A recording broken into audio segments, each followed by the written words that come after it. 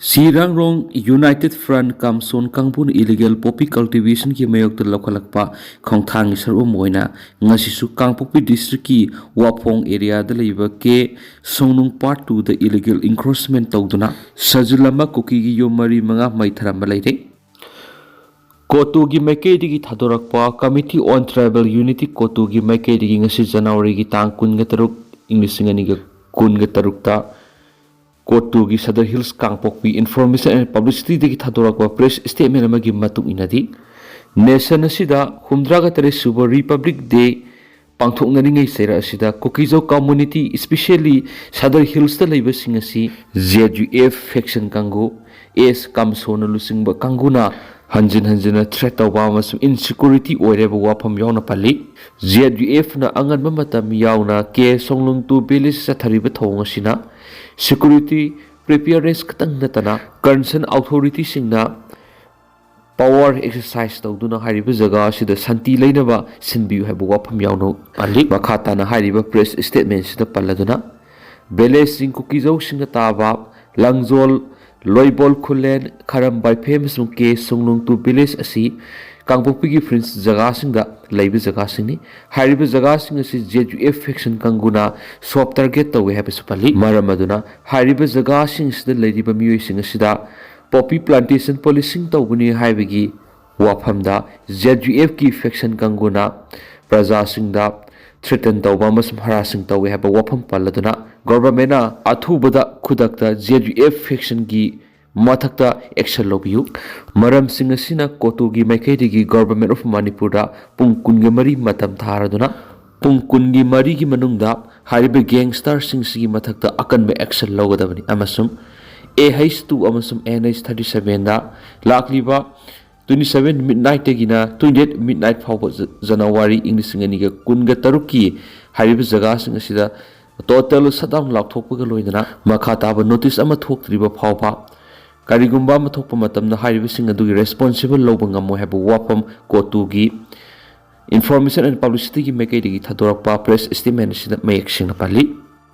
behind the truth ki office ki maikei digi thadorakpa press release ang dang mayam da tentang na thamjagi hairiba press release ngasi thadorakli besida palliba wafam mana Zomi nomenclature amasum identity ki matang da clarification ma thaduraiba sirol sid ahanba palliba wafamna BTT behind the truth ki maikei digi clear amasum form clarification ma media outlet sing haibadi Urkhul Times is Mozo NE Live amasum atopa regional amasum national platform singda Zomi nomenclature amasum identity ki matang da clarification si thamlakli hairiba sirol asida pallibana hairiba Zomi haisi mangshilakla amasum independence nomenclature amani hariba Zomi asi Kuki digi separate ohe haiba wafam asini Zomi amasum Kuki asi common nomenclature da share tawdi maduda natana ancestral land ownership natragan historical identity da su share tawdi haiba wafam sini Zomi amasum Kuki asi ngasi single natragana interchangeable haibigi mongda attempt tawba taragadi masi pungla lalaba masum lana lamjinglaba masum unacceptable oiba wafam ne haini spali Zomi singna Zau ethnic group grassroots foundation digi stand tawdunu lai haina spanmaga loinana hairiba community sing asidi baifai paite simte mate gangte sukte zau amasum tangkhalni hairiba community sing asi constitutional recognized toraba tribe singni Indian scheduled tribe ki list singda loinana Manipur scheduled tribe list asune hari masagi distinct history leiba culture social structure amasum identity leijai hainasu harib sirol istus palakli Zomi gi identity si Kuki gi sub category na ti loinana Zomi bu Kuki Zomi haina tholakpa si misrepresentation tawbune haba wafam yauna pianaba kiyama makhata na sufungdorakli Christian lining the on bagi damak fu saidun warakri sadisat ki mawis ki irangkal liba Narayanpur district ta imungani Christianity da lining on bagi damak miyam na fu saidun warakhi waga loinana yum thadokna satki gadabani haina khullai kai dagi tanthokre hari agency ki pauna fungdorak para Narayanpur gi district headquarter dagi kilometers humdrarum salaga leiba mafam asi health care education singba facility sing matam sangna matik sana phangdaduna leirakhiba mafamni hairiba mafam asida lining on wigi thawong asi asuki matik haksina lawi thawdok thukiba इंकनर हाइना खंगनबा खुंगंग असिदा युम तरागा निपालम लै मसिगी मनुंगदा इमुंग अनि सही मंगारोंगी ममांग क्रिस्टियनिटी लाइनिंग द ओन खिबनी अतोप खुंजासिंग इमुंग अनि एसि ममांगैदिगी हौना लैरगलाबा खुल असिगी ट्रेडिशनल ओइबा सना कंगलोन अमनी अमदी लाइनिंग की थबक थोरमसिंग खोंगोइने हैना मराल सिखिबगा लोइना खुंजा खरना इमुंग अनि एसिगी मियोइसिंगी इशु असिगी मतंगदा वा ngangnarubada उंखटनरकपदगी ngaranggi thawdo asi thokibane hari इमुंग अनि एदुना फोंगदोरखिबदा खुंजासिंग aduna makhoi yumda sangsilaktuna yumgi potchi ama ada thuanbada natana makhoi bu sathina phu chaidun warakhi tongna khulasida leiba yaro hena yumgi polamsing imungdigi thangdoktuna khudakta satkina ba khangalakhi crystal lining the olaba su mamangai digi hona satnarakpa khulasigi satna kangro namadi tradition singdi ngana sakadabani hari Manali da kahina untabana satuk sasin yadabadagi ambulance manungda anaba siri Himachal Pradesh ki Manali da kahina untabana hill station असिगी लंबी अयाम उन्न कुपसिनखिदुना गाड़ी सिंग सतुक सिन तौबद साउन खुदोंग सादब मयुनबदगी lump कोइबा Lakpa मियोय क्या लंबी द पंदुना लेबग लोइन एम्बुलेंस फावबा सतप यादबदगी मनुंगदा अनाबा सीबी यावरे हेना एजेंसी की पाउन फोंदोरखली का हेना उन तारखिबा सिना मनाली की अकोइबद लेब तुवान तुवान खुंगंग सिंगदा मई अमसुम इसिंगी सप्लाई योहनम ngamkhidri educational institution ayamba numit kharani gi mamang digi hona thong londuna lakhibani hauze kilometer taraga mangarom sangba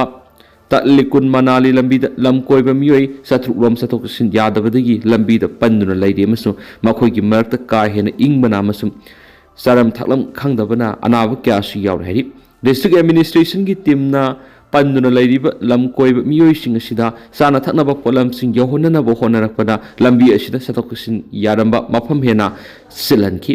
asin bamara asida ambulance ki kuthangna pukhalakhiba heart patient ama lekhidabani hanisu pausta pali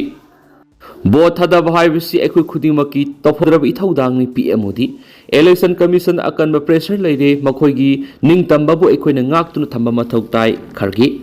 national Voters Day ga mari lainana ngarang Prime Minister Narendra Modi na laibak miyam di proposal piraduna National Voters Day sina ekoi khudimak ta laibak sida sanariba democracy gi yumbi singa si hena mapangal kangkat hanana ba masum ngaktuna thamna bo hona ba punamangna thaudang lapham thu I haibadu ningsingla si hen phongthukri Both hada ba haibisi ekoi khudimak ki waiba tawfadraba ithaudang ni hairaduna PM Modi na hai Election Commission of India ECI na mikhal gi thabak thoram singbu transparent ohena na ba masu free and fair election pangthokpa ngamana na ba honaduna lakpasi thaganingai ni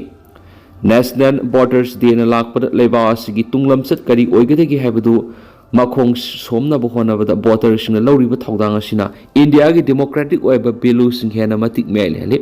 both thada ba haibisi constitution na piba right ni haina khanbada natuna aikoi khudimangna ithaudang ama oina lawgadabani mipum khudimangna voting gi process ta saruk yaba haibisina hena masak thokpa democracy laigadori bani haki nakala maramna Congress President Malik Arjun Kharge na National Voters Day na lakpa hauze laiba asigi democracy gi kwaidi gi maru oiba budi ama oiriba Election Commission na tuan maikai di akan ba pressure laidi haina phungdokri Kharge na makha taraduna democracy bu Mapok kaihandana thamgadoribi Election Commission gumba body ama akhanaba political agenda gi khutchangduna kanagumba miyoi kharagi apamba lambida puna bo hona ba haibisi nungrang ngai ni masina maram oiraga Election Commission gi thabak thoram singda misang mikhai naibi gi thong lehendana ba commission asigi ningtamba pungak tunu thamba haibisi ekoi khudimak ki thaudang oifam